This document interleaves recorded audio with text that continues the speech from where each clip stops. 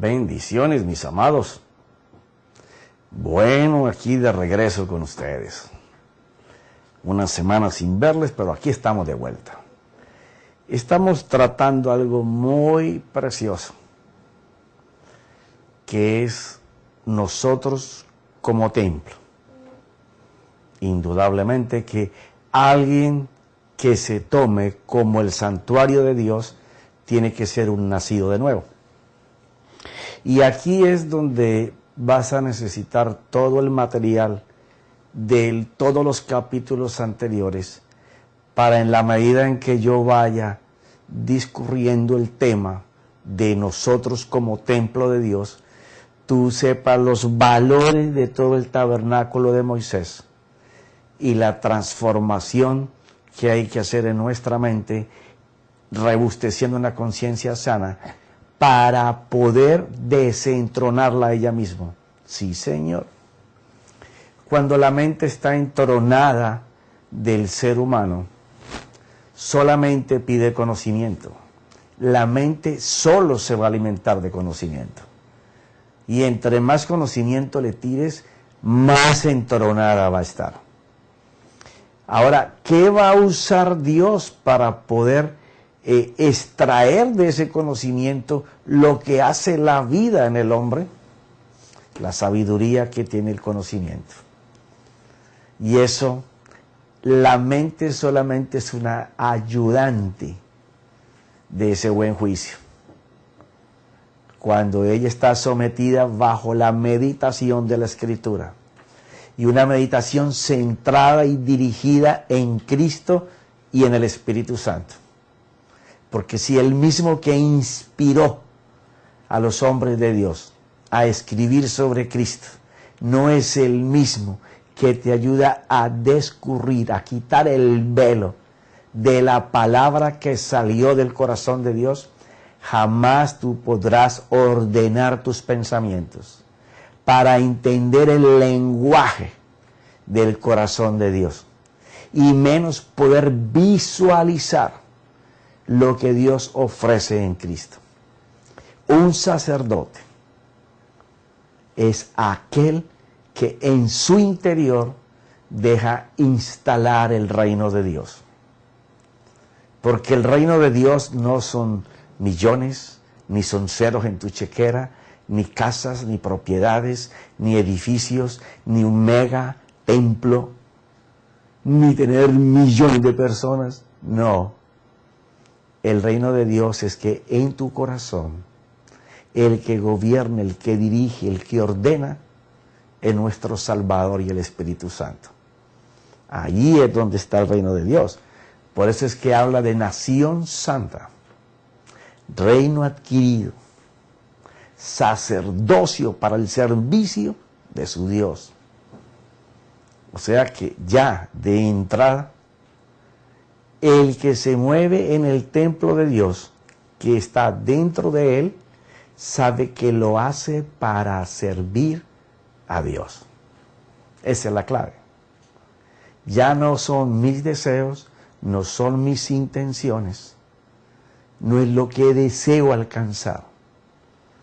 Es que si yo puedo penetrar en Cristo, conoceré los pensamientos de Dios, me haré un avivador de su corazón y Él fortalecerá mi alma, colocará todas las conexiones divinas a mi carrera para que yo pueda oficiar dentro de su santuario como un sacerdote al servicio de Dios.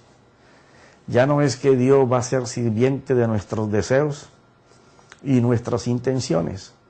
Nosotros ahora seremos siervos de ellas. Por eso cuando hablamos de este tabernáculo hecho por las manos de Dios dentro de nosotros, se entiende que ya tú pasaste a la puerta que da nuestro Señor Jesucristo, que has nacido de nuevo. Y esto tengo que recalcarlo en esta serie muchísimo. Hay mucha gente que se quedó en la cruz. ¿Y cuánto nos hace falta predicar a Cristo crucificado? Pero tú no te puedes quedar ahí en la cruz. Eso tiene que estar en ti para recordar que siempre habrá cruz, sangre, sacrificio, misericordia y perdón. Pero hay que ir hacia donde la cruz nos permitió entrar, el camino preparado por nuestro Dios. Entonces, aquí en mis notas, he anotado, estas son cosas que he anotado desde muchos años, pero que las pude ir juntando por ahí a finales del 9 y del 10. Tengo así, no es qué haces, sino quién eres. Ojo con esto, no es qué haces, sino quién eres. Porque a veces hacemos muchas cosas para nuestro Dios operativas, pero no somos en Él. Parece una contradicción, pero es algo muy cierto. Somos tan operativos que pensamos que haciendo cosas para la obra estamos sirviendo a Dios, y es cuando posiblemente más distante estemos por el concepto, por el principio de a quién se las estás haciendo. Yo sé que estoy tocando callitos duros de muchos años. ¿Eres una persona que se hace fuerte en su criterio? O sea, como decía el Señor, han invalidado mi palabra por imponer sus costumbres, sus hábitos, sistemas religiosos aprendidos por tradiciones que solamente nutren una cabeza, pero que nunca a un cuerpo. Sí, un sacerdote rompe con todos esos esquemas, porque el servicio de él es Dios. Una persona que sea de un criterio fuerte jamás depende de que Dios haga. Siempre está queriendo ir delante de la mano de Dios. Él presenta las cosas y las comienza a empujar a ver si Dios de pronto coloca la mano y bendice. Por eso el hombre de criterios muy fuertes jamás va a permitir que Dios haga en su tiempo. Él siempre va a estar empujando. Entonces, al estar haciendo eso, deja su servicio de sacerdote para convertirse en faraón. Sí, tendrás que tener una cantidad de sápatras que lleven a cabo las ideas tuyas, que vamos a ver por la Escritura si están en el Señor o fuera del Señor, aunque tengan cara de Cristo. El sacerdote es alguien dócil al pensamiento de Dios y depende de que Dios lo proteja y haga en su carrera o en el caminar por la vida. Y no es que voy a esperar que Dios mande a personas para hacer lo que me corresponde hacer. Es que yo no voy a hacer en mi fuerza, voy a hacer en la fuerza de Él. No es con mi fuerza, es con la de Él. Porque voy a valorar lo que es que yo sea el sacerdote al servicio del Dios creador. Y no tengo que ir muy lejos, es a mi interior, a que se establezca el reino de Jesucristo. Cuando el reino de Jesucristo está en mí, mi mundo es cambiado. Entonces yo podré cambiar el mundo de muchas personas a las cuales yo pueda llegar. Si yo cambio mi ambiente, a cualquier ambiente que yo entre, yo cambio la atmósfera.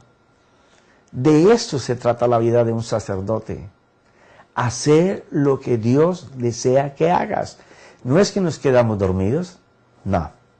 Dependemos de que Él diga, ve, estoy contigo.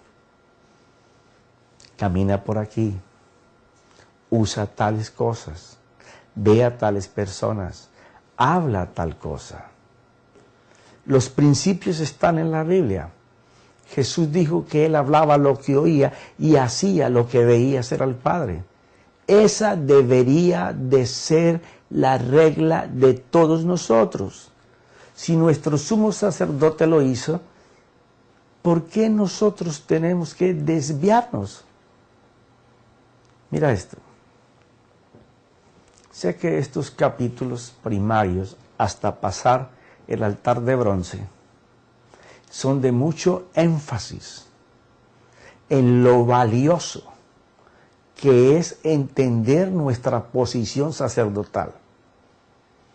¿Qué fue lo que el Señor Jesucristo ganó para nosotros y cómo vivir en esa gloria?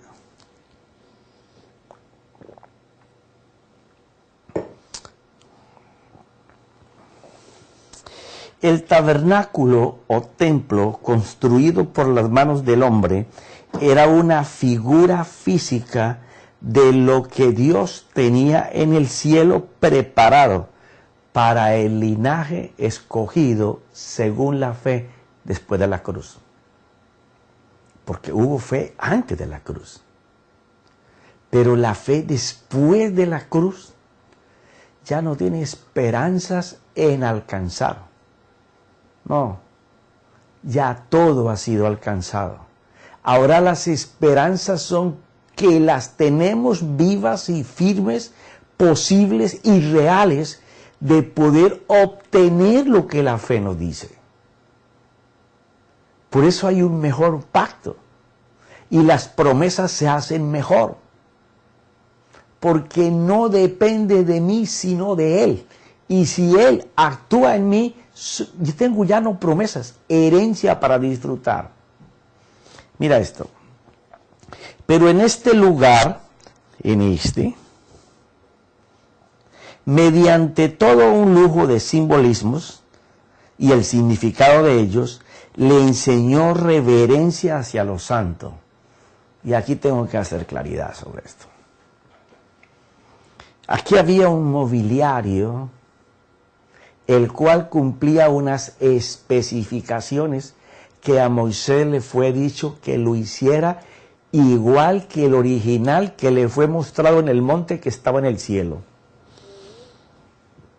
O sea que el altar de bronce representa algo, la puerta representa algo, el lavacro representa algo, la primer cortina con sus 5 pilares, con la base de bronce y lo demás de oro, representa algo. El candelero, los panes de la proposición, el altar de oro, que era el altar en donde estaba el perfume, en donde el sacerdote se derramaba en su espíritu para Dios a favor del pueblo, estaba el lugar santísimo. Entonces, bajo ese mobiliario y todas sus columnas de oro, con su diferente representación, las cuales hablamos en la segunda parte del desafío, esto mismo que Moisés hizo con figuras de la tierra para darle un simbolismo a lo que era la figura eterna que estaba en el cielo, ellos por ese mobiliario empezaron a respetar, a honrar a su Dios, caminando en santidad, porque el precio de no hacerlo era la muerte. Entonces, eso era en ese tiempo. Yo sé que más adelante en algún momento vamos a tocar el tabernáculo de David, que era muy diferente a este. Ahora, si este tabernáculo que a Moisés le fue dado y que ellos caminaban con reverencia, buscando agradar a su Dios, porque el precio de llegar al encuentro con el lugar santísimo y no estar en el nivel que Dios pedía, Dios reclamaba la justicia por estar en pecado, y era la muerte. Ahora en el Señor Jesús tenemos ese intercesor, ese mediador que cargó todos los pecados para que tú y yo, por ese camino que Él hizo, nos presentemos delante del Padre sin falta. Pero eso no quiere decir que si tú tienes pecaditos agraciados, guardados por ahí, los consentidos que yo le llamo, tú vas a poder estar en el lugar santísimo. No. Y no te mueres porque estamos bajo misericordia y perdón, por la sangre. Pero ¿qué presencia de Dios tenés? No. No alcanzamos presencia de Dios si no estamos en su presencia, en consagración y apartados para con Dios. No que no tengamos luchas con el pecado y con la tentación, es que nuestro Dios, igual que estos sacerdotes, contempla cómo nosotros nos separamos para Él, cómo nos consagramos para Él. La vida de un sacerdote, y sacerdote no es solamente los que predicamos, es todos sus hijos. A eso se debe que cuando vamos a evangelizar, no tenemos hermanos y hermanas que estén bajo la gloria de la unción de Dios, porque carecen de presencia. Profeta, usted está diciendo que nosotros no la tenemos y usted la tiene. Bueno, yo lucho constante y permanentemente, porque mi enemigo soy yo mismo.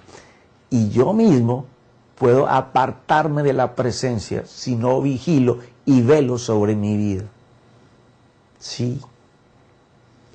Por eso él dice que ellos bajo este mobiliario aprendieron. Y si nosotros no contemplamos lo que significa el altar de bronce, que es la cruz, el lavacro, que es la conciencia, los 5 pilares iniciales que representan los sentidos del hombre, por los cuales el apóstol Pablo narra en Hebreos 5:14, que si los tenemos ejercitados para el bien, o sea, purificados por el lavacro, por la conciencia, es cuando nosotros estamos decididos en una actitud de cambio cuya motivación es la presencia, el encuentro con nuestro Dios Todopoderoso. La iglesia va a pasar de servirle a hombres ignorando a Dios, a servirle a Dios no ignorando al hombre que maneja la obra. Eso es muy diferente. Hay gente que le sirve a los hombres pensando que le sirve a Dios. No, es al contrario. Tú le sirves a Dios cuando haces las cosas entre los hombres como para Dios, no para el hombre. Eso, como lo digo muchas veces, eso parece que dijera Calimán, pero no lo confundas con un man de Cali. Son muy diferentes. Mira esto.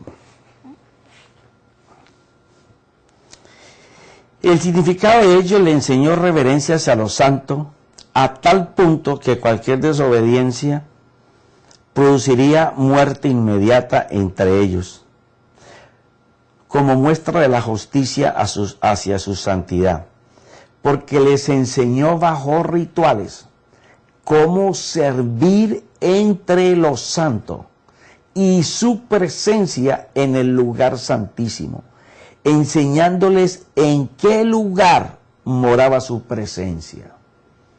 Aunque ellos servían aquí en el lugar santo, sabían que la presencia estaba aquí en este lugar. Tú tienes que saber en qué parte de ti está habitando la presencia de Dios. Porque una vez que tú eres hijo, esto se instala dentro de ti. Ahora, que tú nunca puedas llegar a la presencia de Dios o por falta de un cordón umbilical, tengo que explicar esto. Yo no sé si ya lo he hecho, pero siento del Señor volverlo a hacer. Mira, la iglesia carece de madres que coloquen su cordón umbilical a algo que se formó como un embrión. ¿Qué es eso, profeta? Gracias por preguntarme. Yo no sé si lo he dicho en capítulos anteriores, pero mira, Cuando una persona, bien sea porque tuvo un encuentro individual y personal con Dios que existe, o porque escuchó la voz de Dios a través de un hombre o una mujer de Dios, se coloca en lo que era el atrio exterior del tabernáculo, el lugar del arrepentimiento, de la contrición. Lo vas a encontrar en la segunda parte del desafío. Una vez que tú tienes ese arrepentimiento genuino, no una motivación del orador, llamándote para un arrepentimiento que no tiene nada genuino, sino la motivación del predicador de ver de que su mensaje trajo almas al Señor, aunque no cumple lo que Romanos 10 dice. Porque las personas tienen que creer lo que el Señor hizo del Getsemaní a la cruz y la resurrección. Pero como no predicamos a Cristo crucificado, es muy complicado saber quién genuinamente se arrepintió para el Señor. Tú podrás decirme, bueno, pues yo sé genuinamente a los que persisten en seguir en la iglesia, y los demás estás aceptando que no se arrepintieron. No, tenemos que llegar al tiempo en donde como sacerdotes entreguemos esas almas a la cruz, en donde esa persona genuinamente sabe que pecó contra Dios y le hizo daño a una persona, en donde la contrición es tal que su interior grita por clemencia y por perdón. Ese es alguien que nació para la eternidad como hijo. Ahora, de allí a que pueda venir a servir en lo que inmediatamente se instala dentro de él necesita nacer de nuevo. Profeta, ¿y qué es eso? Yo sé que más adelante puede que lo veamos, pero sentí de Dios hacer esto. Una persona, cuando es fecundado, para los científicos será una célula, para Dios es un hijo. La madre no se da cuenta, el padre tampoco. Transcurre a lo mejor un mes, 2 meses, hasta que se dan cuenta que hay un embrión. Para los padres ahora ese embrión es un hijo. Pero no ha nacido.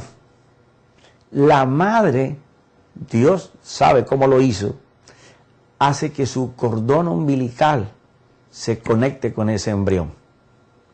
Y entonces empieza un tiempo de alimentación, de sangre, de oxígeno, de minerales, de químicos, de todo lo que necesita ese ser para que se le formen sus órganos, su aparato digestivo, sus huesos, sus nervios, su cerebro, para que se le forme el corazón, la sangre, los pulmones.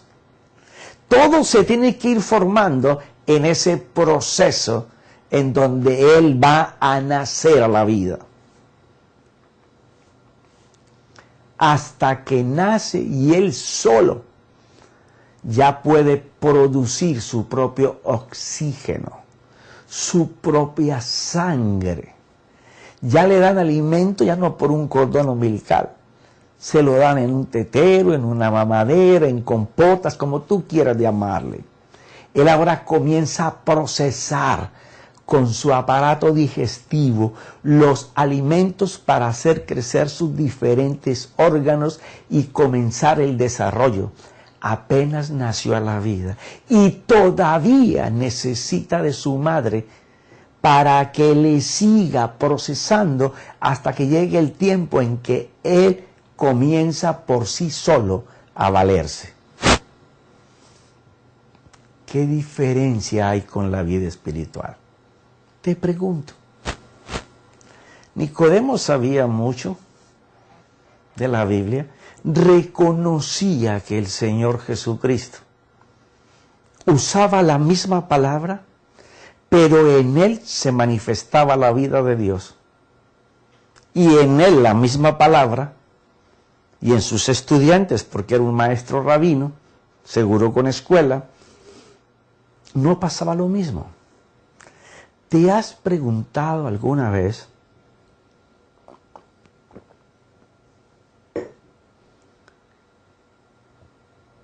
si nosotros estamos en esa posición? Conocemos mucho de Dios, pero en el cielo se conocerá de nosotros. Y muchas de esas culpas las tenemos nosotros, por no ser vientres con cordones umbilicales para enchufar en los que una vez se arrepintieron y son embriones. Y la mayoría de ellos han caminado toda su vida como embriones, porque no han tenido un cordón umbilical espiritual que los lleve a que se formen sus órganos, a que respire el aire de Dios, a que se mueva en el poder de la sangre de su Cristo, a que Él mismo procese las palabras de fe que se le dan para poder crecer y vivir. Pensamos, como el desafío lo dice en su introducción, que un mensaje va a cambiar vidas. Pero imagínate, le damos un mensaje a una persona una vez cada 8 días, 2 horas, y el resto de las horas él tiene otro alimento. Sí, pero profeta, usted me está diciendo entonces que yo tengo que tenerlo todos los días. Sí. Si tú eres un vientre paridor, tú tienes que tener tu cordón umbilical pegado con diferentes familias para que ellos alcancen lo que tú tienes hoy. ¿O no nos mandó el Señor a discipular? Él no nos mandó a que le diéramos un mensaje y ellos cambiaran. Discipular.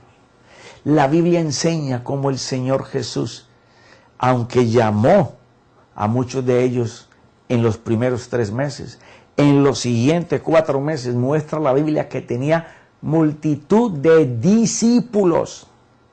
Multitud. Te lo puedo enseñar por la Biblia. Y de ellos llamó a 12. Y a esos 12 comenzó a pegarles más su cordón umbilical y estos a su vez lo pegaban con los demás. Entonces tenemos una iglesia parapléjica espiritualmente, no camina. A toda hora desempújela. Porque todos son dependientes, son embriones. Necesitamos que se desarrollen, que crezcan, que sean dependientes para que disipulen. Pero el temor nuestro de perderlos, preferimos tenerlos como embriones. Entonces no podemos hacer nuestro oficio sacerdotal por estar cuidando a los embriones, cuando era llevarlos a ellos a que desarrollaran su puesto y su lugar como sacerdotes. Mira esto.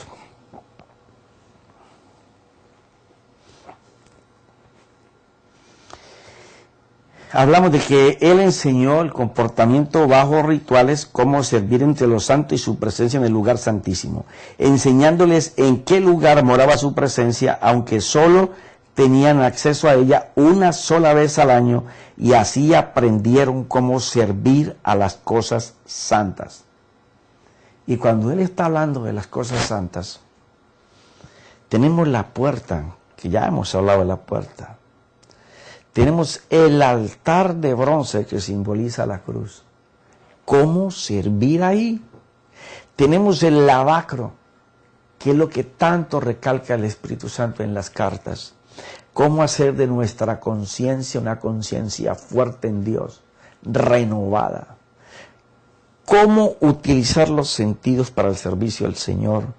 ¿Cómo vivir bajo la luz del Espíritu, alimentándonos de lo que Dios propone en su palabra? O sea, cada una de estas cosas es cómo movernos en cada una de ellas en santidad, bajo la santidad que cada una de ellas representa. Mira esto. ¿Cómo habitar en su presencia? Él siempre morará donde es reconocido. y esto sí es clave, Él está en nosotros. Y cuando Él habla de que Él morará, donde Él es reconocido, donde es honrado y adorado, no quiere decir que si Él está en tu parte del ser más profundo de ti, el Espíritu, ahí mora la plenitud del Espíritu Santo, porque en tu corazón debe de morar la palabra. Dice que Cristo more por la fe en tu corazón. Quiere decir que lo que es la palabra que forma la fe tiene que estar ahí, donde está tu intelecto, tu pensamiento, tu imaginación. Porque ahí es donde Cristo puede empezar a cambiar tu manera de pensar. Pero se necesita, para que esa palabra sea viva y eficaz, que el Espíritu Santo tome control de ella. Entonces, para que eso suceda, porque los dos trabajan al unísono. El Padre habló, el Espíritu hizo. Jesús habló, el Espíritu hizo. Y Él era Cristo. O sea, es bien importante para que se establezca la morada en todo nuestro ser, porque este es el Espíritu. Aquí está el alma y el corazón. Pero para que haya una invasión de Dios y nos cubra todo nuestro ser como una morada, porque la gente dice, somos el templo de Dios. Sí, en tu cuerpo está el templo de Dios. Pero tu cuerpo no es solamente carne y hueso y sangre. Tiene un alma que tiene una extensión caída que se llama corazón, que se perdió en Génesis 3:1. Pero también tiene un espíritu que te fue quitado el día que el hombre cayó en pecado. El tanatos, la muerte que sucedió ahí, es la separación de la parte divina que había en el hombre. Por eso se vio desnudo. Cuando nosotros podemos comprender esto, pues la función de un sacerdote es hacer que Dios pleno, completo, more en todo nuestro ser espiritual. Ahora, tu cuerpo, carne, hueso, sangre, porta en su interior al Dios que reina. Entonces el Dios que reina dentro de ti somete a lo que nunca va a estar en el cielo. Porque esta carne, hueso y sangre no va a heredar para allá. Es un cuerpo diferente. Pero por cuanto Dios reina dentro de ti, Él gobierna tu ser exterior. Pero Él no lo va a hacer sino donde Él es reconocido, donde Él es honrado, donde Él es adorado. O sea, hay una función sacerdotal que hemos perdido. Está dentro de nosotros mismos para servir a nuestro Dios creador. Este era el mensaje que Él comunicaba a su pueblo con todo el mobiliario del tabernáculo. Esto lo que representaba aquí era que Dios tenía a uno escogido, no a todo el pueblo, para que cumpliera todas las exigencias de Dios para poder morar en el lugar santísimo por un día, unos momentos. El Señor Jesús lo que hace es que nos lleva desde atrás de la puerta, desde el atrio exterior, el lugar de arrepentimiento, hasta el lugar santísimo, a aquellos que caminan de la mano de Dios. Por eso los demás pueblos levantaban altares o dioses inventados, porque el hombre en lo más profundo de su interior desea ver y hablar con su Dios creador. Pero para el pueblo y los hijos de Dios, la sombra de lo real terminaría con la muerte de nuestro Señor Jesucristo en la cruz. Y lo que le fue dicho a Moisés se cumplió. O sea, Moisés habló del Señor y el Señor lo dijo. Ahora el Señor viene a cumplir que lo que estaba en el cielo, de lo cual Moisés había hecho un simbolismo con esto, Él ahora lo iba a hacer realidad. Y entonces si tú miras la escritura en Hebreos 8, versículo 5 dice, los cuales sirven, hablando de la gente que servía aquí antes, los cuales sirven a lo que es copia y sombra de las cosas celestiales. O sea, esto era copia o una sombra de las cosas que el Padre tenía guardadas para sus hijos en el tiempo en que el Señor pagara por nuestros pecados, nos cubriera con su sangre y nos diera su nombre. Y mira esto, dice,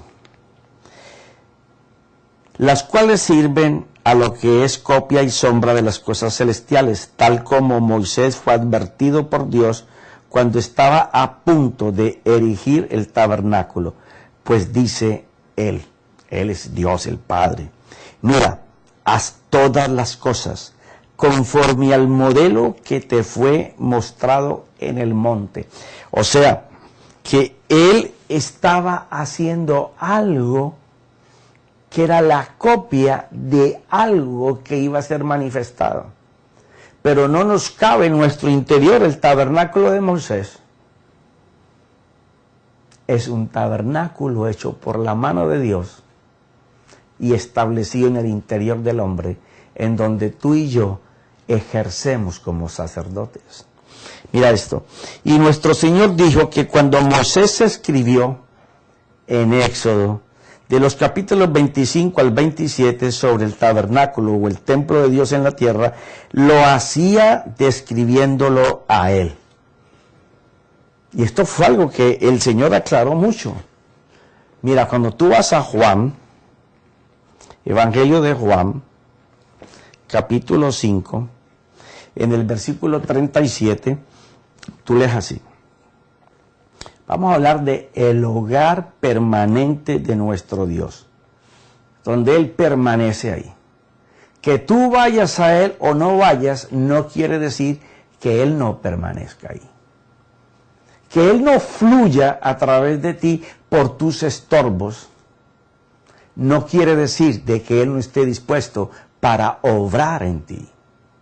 Mira esto, Juan 5:37, y el Padre que me envió, ese ha dado testimonio de mí, pero no habéis oído jamás su voz, ni habéis visto su apariencia. ¡Wow!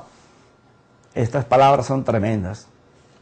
Él lo que les está reclamando es que ellos, de la manera como estaban tratando con el Dios, les había sido velado escuchar la voz de Dios y ver su presencia.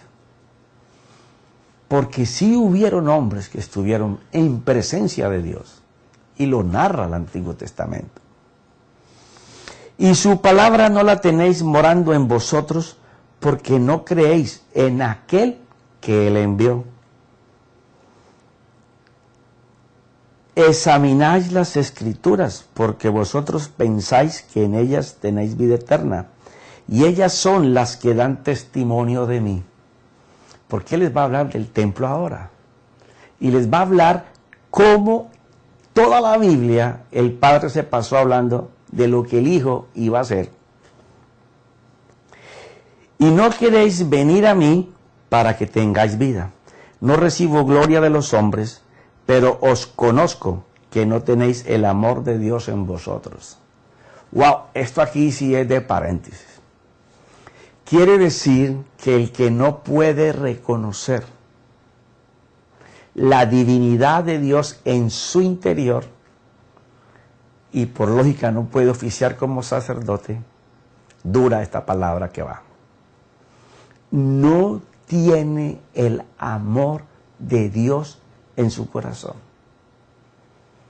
Podrá tener el amor que el hombre conoce, porque dice la Escritura que el Espíritu Santo es el que derrama el corazón, el amor de Dios en el hombre. Mira, Romanos 5:5.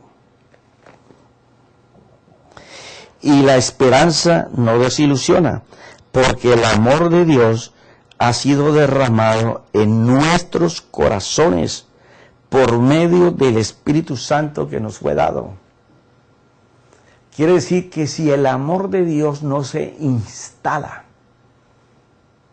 en nuestro intelecto, en nuestros pensamientos, en nuestra imaginación, en nuestros sentidos, en nuestras emociones, en nuestros apegos, nuestros afectos, y nuestra voluntad no está para ese amor, es porque el Espíritu Santo no lo ha derramado. Entonces lo que él está diciendo aquí es que él reconocía que ellos no tenían el amor de Dios, pero sí le disputaban en palabra y en conocimiento, pero no tenían el amor de Dios. Y la base del amor de Dios es amar a tu prójimo. Cuando tú amas la necesidad de tu prójimo sin imponértela, que naturalmente tú ames, que tú puedas hacer lo que el Señor dijo, perdonar a quien os persigue, amar a quienes odian, a los que te odian o te juzgan. Cuando tú estás en esa posición, el amor de Dios te invadió. Estás moviéndote dentro de tu templo como un sumo sacerdote, como lo que es nuestro Dios. Mira esto. Yo he venido en nombre de mi Padre y no me recibís. Si otro viene en su propio nombre, a ese recibiréis. ¿Cómo podéis creer cuando recibís gloria los unos de los otros y no buscáis la gloria que viene de Dios único? No penséis que yo os acusaré delante del Padre. El que os acusa es Moisés, en quien vosotros habéis puesto vuestra esperanza. Porque si creyeras a Moisés, me creerías a mí, porque de mí escribió él. Pero si no creéis sus escritos, ¿cómo creeréis mi palabra? El Señor está haciendo aquí eco de las cosas que Moisés escribió de este lugar, porque él representa todo esto. Por eso él fue tan enfático cuando empezó su ministerio, hablando que él era el verdadero templo de Dios. Y cuando ellos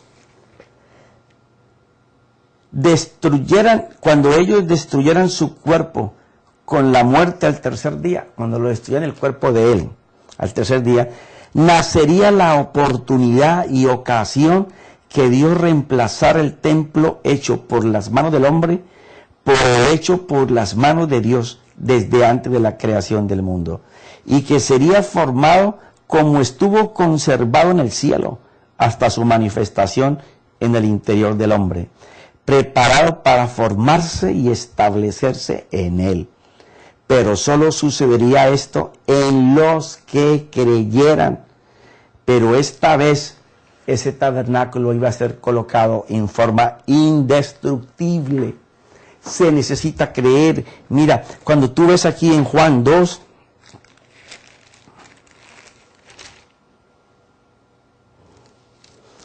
quiero leerte algo para que nos quede un chispito de sabor. Jesús respondió y le dijo: destruid este templo y en 3 días lo levantaré. Ok, destruí este templo, no el de la carne, el que estaban viendo ellos ahí. Destruí este templo y en 3 días lo levantaré. Entonces los judíos dijeron: en 46 años fue edificado este templo y tú lo levantarás en 3 días. Me imagino las risotadas. Pero él hablaba del templo de su cuerpo. Por eso cuando resucitó de los muertos, sus discípulos se acordaron de que él había dicho esto y creyeron en la escritura y en las palabras que Jesús había hablado. ¿Por qué? Porque era la oportunidad que estaba esperando nuestro Dios. Que a lo que nuestro Señor estaba en la cruz y murió y resucitó al tercer día, todos los creyentes, y esto tienes que metértelo en lo más profundo de tu ser, de nada te servirá ser cristiano. Millones de cristianos están en el infierno. Lo que te sirve es ser creyente. Una persona creyente es una persona que vive por el principio de Dios, que en su corazón, en su alma, reina nuestro Señor Jesús. El reino de Dios está establecido en él. Él se dio cuenta que estaba habilitado por Dios en el momento que se arrepintió genuinamente y que Dios lo hizo nacer de nuevo para su gloria. Ese sabe que la resurrección fue la oportunidad que Dios esperó para que el día que él creyera, como dice Romanos, que Jesucristo resucitó. Hay que entender eso. Pero como la iglesia no predica a Cristo crucificado, la iglesia lo que predica es motivación, motivación y motivación para dame, pide, dame, pide. Señor, suple mis ambiciones, mis deseos. El evangelio es una fortuna, es como ganarse una lotería. No, Dios quiere algo más profundo que eso. Mucho más profundo que eso. Que tú entiendas que dentro de ti está el santuario de Dios. Y que si no has llegado ni una sola vez ahí, no es porque Dios no quiera. Él nos anhela que estemos ahí. Pero ahí no se va sino separado, consagrado en santidad. Separado, consagrado en santidad. Profeta, entonces nunca voy a llegar. Sí. Porque Él te consagra, te separa y te hace santo. ¿Qué hay que hacer? Tener la actitud y la motivación correcta. De lo demás se encarga el Espíritu Santo para dirigirte.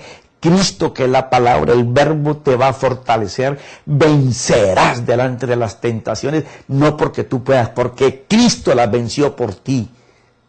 Tus aflicciones, tus dolores estarán en el descanso de lo que nuestro Señor hizo, porque siempre las tendremos, caminaremos en medio de ellas, pero con la seguridad de que Él nos mira, Él nos ilumina el camino. Se podrán levantar como tremendas oleadas, pero yo caminaré en medio de las tormentas, porque mi Señor me guía, me sostiene, me hace avanzar. Porque sirvo para ese Dios. Busco sus intenciones, sus deseos. Y Él dice que por las cosas que tanto luchamos, comida, techo, estudio, la casa, el carro, la ropa, la educación de los muchachos, Él le llama a eso añadidura. Añadidura es algo que se coloca encima de lo que ya uno tiene con agrado. Y si eso es la añadidura, ¿qué es lo que es más grande que la añadidura? Te lo contaré en el próximo capítulo, porque ya mi esposa me dijo, se acabó el tiempo. Bueno, mis amados, espero que la próxima semana hagas reflexión y estés listo para lo que está por venir. Somos real sacerdocio y no hay que ir a servir afuera. Nuestro Dios está en nuestro interior y el resultado se ve afuera. En el nombre de Jesús. Amén y amén.